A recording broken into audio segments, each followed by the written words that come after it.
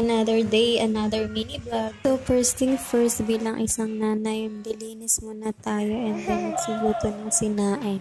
And after nga yan ay magpapalakas naman tayo ng buto-buto by doing these exercises. So yung routine for today is for arms and back, and then sinundan ko ng mommy pouch workout. So yan nga guys, nilagay ko na nga yung mga repeats and sets ng aking workout routine para naman makasabay kayo kung gusto nyo. So, yan yung ginagawa kong push-up. Kung beginner ka, pwedeng 5 repeats lang or hanggang 10 kung kaya mo. Sa akin kasi 10 yung ginawa ko dyan. Medyo hirap pa ako kasi ang bigat.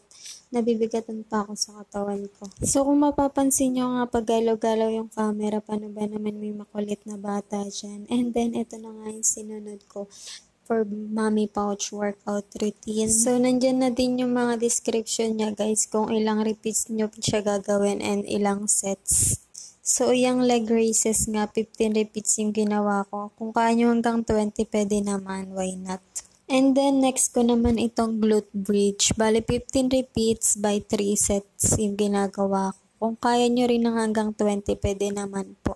Basta wag nyo lang po bibiglain yung katawan nyo. Kung beginner kayo, pwedeng mas mababang repeat muna.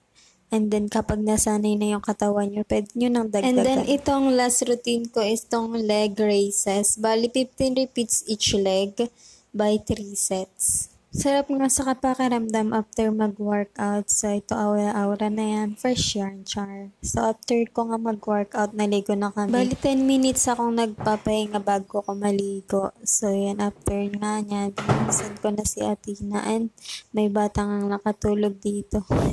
So, paano ba naman sabi ko sa kanya, hindi siya makapaglaro hanggang di niya nakakabisado yung vitus ng skip counting. So, bali nahirapan nga kung biisan dyan si Athena, parang bulate nga nagagalaw-galaw at gusto pang kuhanin nitong camera. And then ito guys, may ipapakilala nga ako sa inyo. Bali, blackhead remover siya and whiteheads sa nose strips. Bali, nilalagay ko siya dyan sa may baba ko. Nose strips nga lang yan, pero bakit ba gusto ko rin siya ilagay kahit saan char. So, yun nga, naglagay na ako sa ilong at sa baba. Dahil mostly dyan ako nagkakaroon ng whiteheads and blackheads. So, ngayon medyo wala akong nakuha nga dyan. So, ganyan lang yung paglalagay niya.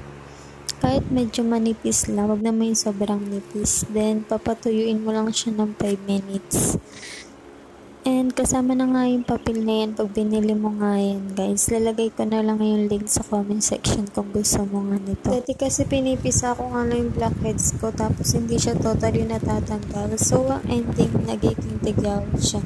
So buti na lang na-discover ko tong lamig na nose strips. So malaking tulong talaga siya pang tanggal ng whiteheads and blackheads. So hanggang dito na lang po ang ating mini vlog. Sana sipagin pa akong mag-edit. Char! Yun